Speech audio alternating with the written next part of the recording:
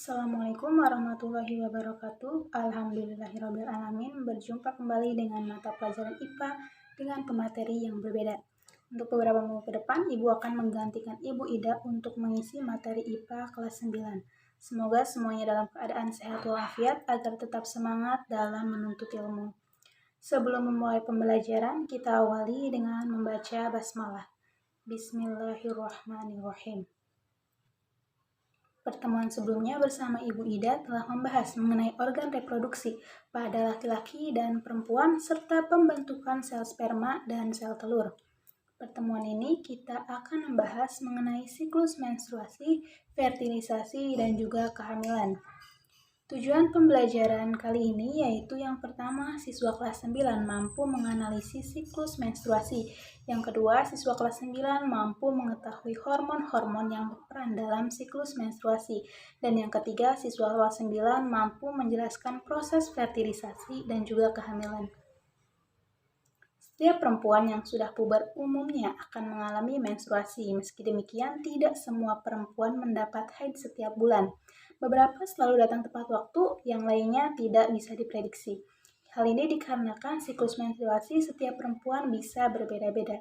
Lalu apa sih siklus menstruasi itu? Siklus menstruasi adalah rangkaian perubahan yang dialami tubuh wanita setiap bulannya sebagai persiapan untuk kemungkinan kehamilan. Pengertian menstruasi sendiri adalah suatu keadaan keluarnya darah, lendir, dan sel-sel epitel yang menyusun dinding rahim. Apabila seorang perempuan mengalami menstruasi, maka akan keluar darah melalui vagina. Menstruasi ini biasanya terjadi setiap 1 bulan sekali dan terjadi apabila sel telur yang dihasilkan oleh ovarium tidak dibuahi oleh sel sperma. Kemudian, bagaimana jika sel telur yang sudah matang ini dibuahi oleh sperma? Akan kita bahas pada slide selanjutnya. Siklus menstruasi pada perempuan berbeda-beda. Pada umumnya, satu siklus menstruasi berlangsung selama 28 hari. Adapun yang mengalami siklus menstruasi pendek berlangsung selama 18 hari dan siklus menstruasi panjang yang berlangsung selama 40 hari. Pada slide selanjutnya yaitu fase-fase pada menstruasi. Fase menstruasi ini dibagi menjadi 3 fase berdasarkan gambar, yaitu yang pertama ada fase menstruasi, kedua fase proliferasi, dan yang terakhir adalah fase sekretori. Kemudian hormon yang berperan dalam siklus menstruasi ini yaitu ada hormon LH, hormon FSH, progesteron, dan estrogen. Coba perhatikan gambar siklus menstruasi secara teliti. Di sana ada 4 bagian dan penjelasannya ada di bagian samping kiri. Gambar paling atas yaitu bagian A adalah gambar kadar gonadotropin yaitu hormon LH dan FSH. Gambar di bawahnya yaitu bagian B adalah gambar kadar hormon dari ovarium yaitu hormon estrogen dan progesteron. Gambar bagian C adalah siklus dari pembentukan sel telur dan gambar bagian D adalah gambar dari siklus uterus atau siklus rahim. Fase yang pertama adalah fase menstruasi. Hari pertama pada fase menstruasi menjadi patokan hari ke-1 dari siklus menstruasi. Pada umumnya, fase menstruasi rata-rata berlangsung selama 7 hari. Ada yang mengalami kurang dari 7 hari dan ada pula yang mengalami lebih dari 7 hari. Fase menstruasi terjadi jika sel ovum tidak dibuahi oleh sel sperma. Keadaan yang terjadi pada fase menstruasi adalah produksi hormon estrogen dan progesteron terhenti yang menyebabkan peluruhan dinding endometrium sehingga terjadi pendarahan. Jadi, darah yang didapati wanita dewasa pada saat menstruasi terjadi akibat peluruhan dinding endometrium. Kondisi folikel pada masa menstruasi berupa folikel primer yang akan berkembang dan masuk ke siklus selanjutnya. Proses ini akan diulang terus setiap bulannya di dalam rahim hingga masa menopause dan jika tidak terjadi kehamilan. Fase kedua adalah fase proliferasi. Pada fase ini terjadi proses sekresi hormon FSH oleh kelenjar hipofisis anterior. Pada saat fase ini, produksi FSH mengalami proses kenaikan, di mana peran dari hormon FSH adalah mengubah folikel primer yang terbentuk pada tahap sebelumnya menjadi folikel sekunder. Folikel sekunder yang terbentuk menyebabkan produksi hormon estrogen dan kemudian akan terjadi penebalan dinding endometrium. Bisa kita lihat pada gambar, pada hari ke-14 terjadinya ovulasi. Hormon estrogen akan mempengaruhi hipofisis anterior untuk sekresi hormon LH yang berperan dalam memicu ovulasi. untuk melepas oosit sekunder. Fase ovulasi merupakan tahapan di mana ovum atau sel telur siap dibuahi oleh sel sperma. Pada hari ke-14 masa ovulasi ini, folikel mencapai kematangan, kemudian sekresi hormon estrogen pun meningkat, dan sekresi hormon FSH dan LH meningkat. Fase yang terakhir adalah fase sekretori. Pada fase ini terjadi pembentukan korpus luteum yang akan menghasilkan hormon progesteron.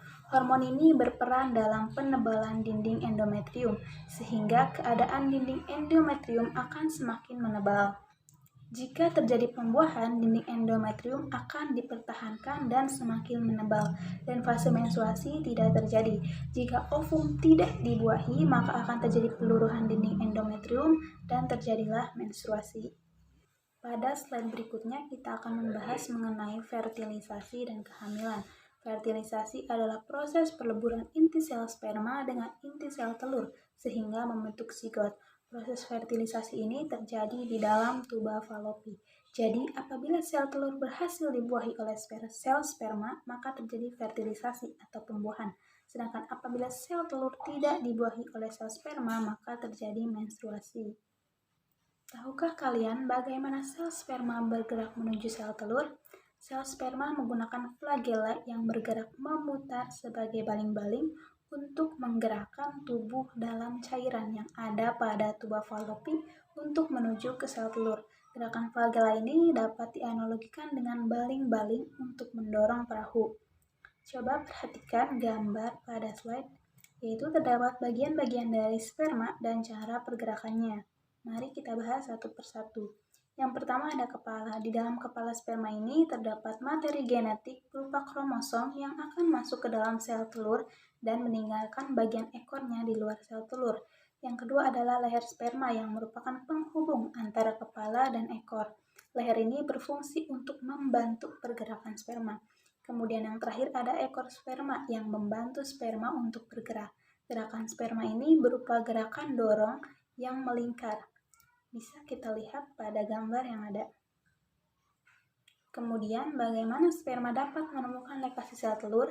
Jadi, ada beberapa mekanisme sel sperma dapat menemui sel telur. Mekanisme pertama yaitu karena sel telur menghasilkan senyawa kimia berupa hormon progesteron. Dan mekanisme yang kedua yaitu adanya sensor panas pada tuba falopi yang suhunya ini lebih tinggi dibandingkan dengan suhu penyimpanan sperma. Pada slide ini kita akan membahas mengenai proses terjadinya fertilisasi. Bisa dilihat pada gambar. Yang pertama yaitu terjadinya ovulasi atau pengeluaran sel telur yang telah matang oleh ovarium. Kemudian sel telur tersebut berjalan menuju ke tuba falopi. Kemudian yang kedua yaitu jutaan sel sperma masuk ke dalam rahim dan menuju ke tuba falopi untuk membuahi sel telur. Yang ketiga adalah sel telur yang telah dibuahi oleh sperma akan membentuk zigot. Nah, zigot yang terbentuk setelah terjadinya fertilisasi pada hari ke-1 akan membelah menjadi 2 sel.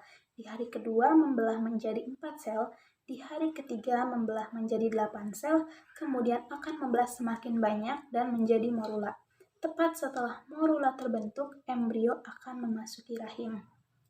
Pada hari ke-6, embrio yang berupa blastosit akan menempel pada dinding rahim atau disebut juga dengan implantasi. Pada slide berikutnya, yaitu mengenai proses perkembangan embrio. Semua makhluk hidup mengalami proses berkesinambungan yang disebut pertumbuhan dan perkembangan, tidak terkecuali bagi kita manusia. Sebagai manusia, kita mengalami pertumbuhan dan perkembangan baik saat sebelum lahir dan saat setelah lahir.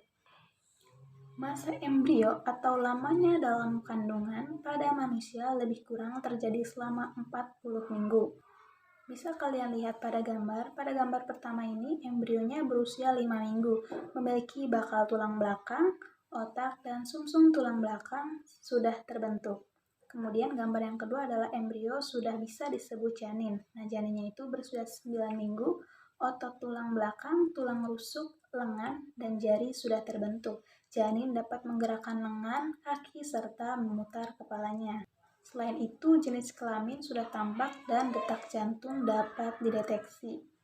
Pada gambar selanjutnya, janin berusia 14 minggu, Plasenta menghasilkan banyak progesteron untuk menjaga kehamilan.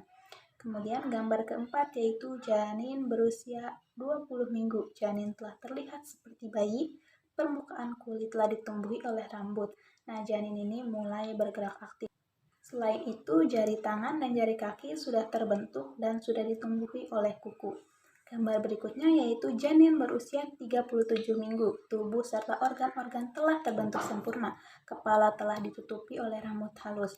Calon bayi sudah dapat mendengar dan melihat di dalam rahim. Berat badan akan bertambah secara signifikan di akhir masa kehamilan ini. Oke anak-anak, materinya Ibu cukupkan sampai di sini. Kesimpulan dari materi yang telah disampaikan mengenai siklus menstruasi, fertilisasi, dan kehamilan adalah apabila sel telur dalam tuba falopit tidak dibuahi oleh sperma, maka terjadi peluruhan dinding rahim dan menyebabkan darah keluar dari vagina atau menstruasi.